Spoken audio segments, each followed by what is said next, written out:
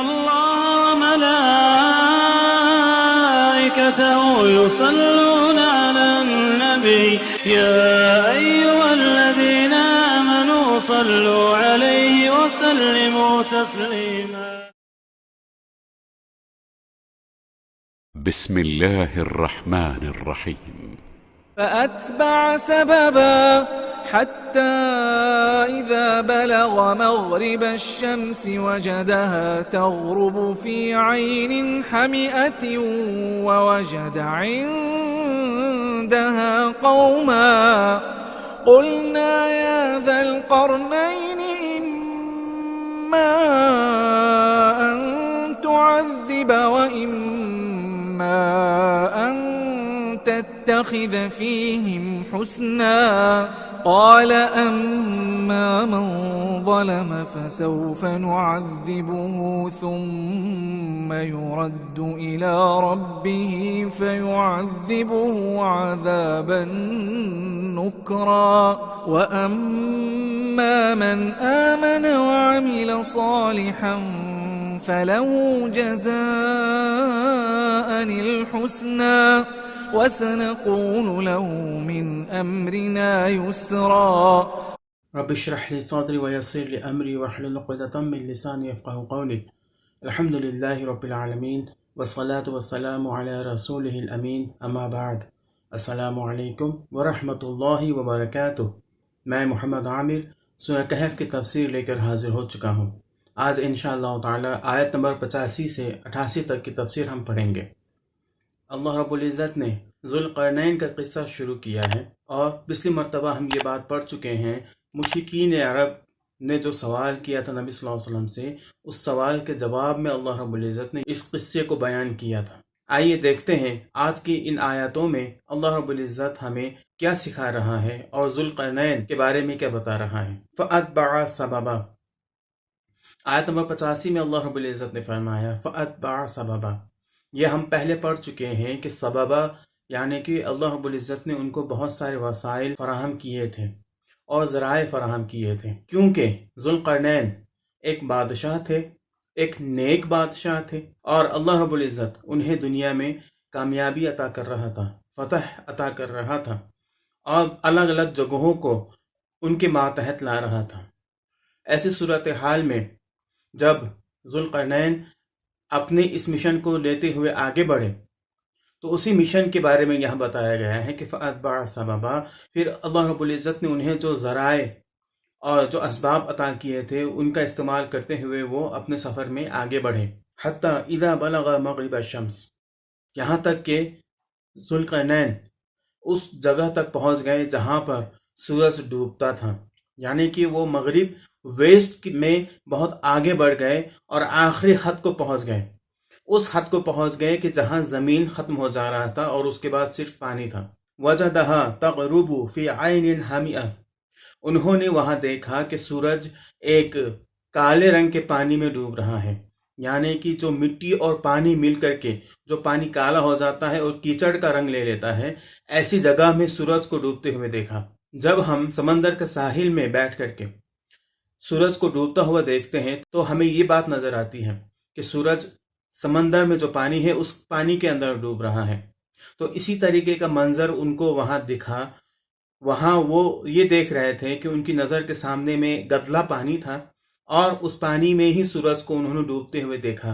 وَوَجَدَ عِندَهَا قَوْمًا. اور ذوالقرنین نے وہاں کچھ لوگوں کو دیکھا.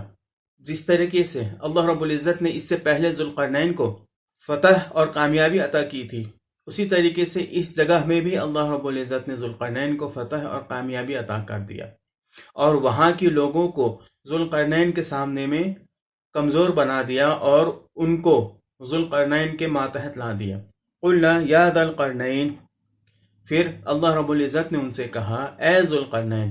تو یہاں سمجھنے والی بات یہ ہے کہ وہ جب ان تک بات پہنچتی ہے کہ یہ لوگ ان کے ادھین میں ان کے ماتحت آ چکے ہیں، اب انہوں نے سرنڈر کر دیا ہے ذوالقرنین کے سامنے میں، تو اب اللہ رب العزت ان کے ایمان اور ان کی شرافت اور ان کی ایمانداری کا امتحان لیتے ہوئے یہاں ان سے کہتا ہے اما ان تعذب و اما ان تتخذ فیہم حسنا، یا آپ ان کے اوپر ظلم کریں یا پھر آپ ان کے ساتھ اچھا معاملہ کریں۔ یہ ان کے امتحان کے لیے تھا۔ جب بھی کوئی قوم ذوالقرنین کے ماتحت آتی تو ذوالقرنین ان کے ساتھ اچھا معاملہ کرتا تھا، تو اسی چیز کو پوری دنیا کے سامنے میں لانا تھا۔ اس بات کو بیان کرنے کے لیے اللہ رب العزت نے اس اسلوب کو اپنایا اور یہ بتا دیا کہ وہ ہمیشہ لوگوں کے ساتھ اچھا سلوک کیا کرتے تھے، اور یہاں ایک سوال کے طور پر ان کے سامنے بات رکھی گئی اور ان سے پوچھا گیا اور ان کو اختیار دیا گیا، یا تو ان کے اوپر ظلم کریں یا ان کے ساتھ اچھا معاملہ کریں۔ قال اما من ظلم فسوف نعذبه، تو آپ نے کہا کہ ان میں سے جو ظلم کرے گا تو اسے میں سزا دوں گا۔ ثم يرد الى ربه فيعذبه عذابا نكرا، پھر وہ اپنے رب کی طرف پلٹایا جائے گا جو اسے بہت زیادہ سخت سزا دے گا، یعنی کہ ظلم کی جو سزا اللہ رب العزت دینے والا ہے وہی سزا اسے دے گا، جو ذوالقرنین کی سزا سے بہت زیادہ سخت ہوگی۔ ذوالقرنین بھی یہاں انہی لوگوں کو سزا دیں گے جو سچ میں دوسروں کے اوپر ظلم کرنے والے ہوں گے۔ اس سے یہ بات سمجھ میں آتی ہے کہ جو ظلم کرنے والے نہیں ہیں ان کے ساتھ ذوالقرنین کا اچھا سلوک رہے گا، حسن سلوک رہے گا۔ وَأَمَّا مَنْ آمَنَ وَعَمِلَ صَالِحًا فَلَهُ جَزَاءً الْحُسْنَى، تو رہے وہ لوگ جو ایمان والے ہیں اور جو اچھے عمل کرنے والے ہیں تو ان کے لیے بہترین اجر ہے۔ اس سے یہ بات سمجھ میں آتی ہے کہ جو نیک لوگ ہوں گے، جو ایمان والے ہوں گے، جو اچھے عمل کو کرنے والے ہوں گے، تو ان کے ساتھ ذوالقرنین کا معاملہ بھی ویسا ہی ہوگا، بہت اچھا معاملہ ان کا رہے گا۔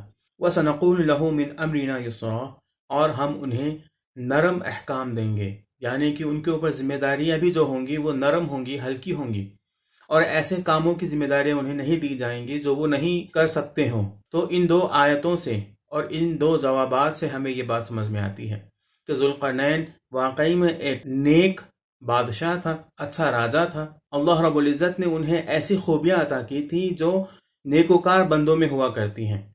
تو اس سے یہ ہمیں بات پتہ چلتی ہے کہ واقعی میں ذوالقرنین اللہ کا چہتا تھا، اللہ تعالیٰ ان سے خوش تھا، اللہ تعالیٰ ان سے محبت کرتا تھا اور ان کی مدد بھی کرتا تھا۔ تو ان آیتوں میں اللہ رب العزت نے ذوالقرنین کے کیریکٹر کی وضاحت کی ہے کہ وہ کیسا شخص تھا اور کیسا بادشاہ تھا۔ آگے جو باتیں آنے والی ہیں وہ جتنی سنگین ہیں اور جتنی اہمیت رکھنے والی باتیں ہیں، ان باتوں کے لیے یہاں وضاحت ہونا ضروری تھا کہ ذوالقرنین کیسا انسان ہے۔ تو اللہ رب العزت نے یہاں بتا دیا، اور اگر ان کے بارے میں کوئی غلط بات کہی گئی ہو یا ان کے بارے میں کوئی شک و شبہ پھیلایا گیا ہو تو اس کے ازالے کے لیے، اس کو ختم کرنے کے لیے اللہ رب العزت نے یہاں وضاحت کر دی کہ وہ بہت اچھا، نیک اور صالح بندہ تھا اور بادشاہ تھا، جس سے اللہ تعالیٰ محبت کرتا تھا اور اس کی اللہ تعالیٰ حمایت کرتا تھا، اللہ اس کی مدد کرتا تھا۔ آج کے لیے اتنا ہی۔ اللہ رب العزت سے دعا ہے کہ اللہ تعالیٰ ہمیں قرآن کو سمجھنے اور اس پر عمل کرنے کی توفیق عطا فرمائے، آمین۔ وآخر دعوانا ان الحمد للہ رب العالمین۔ السلام علیکم ورحمۃ اللہ وبرکاتہ۔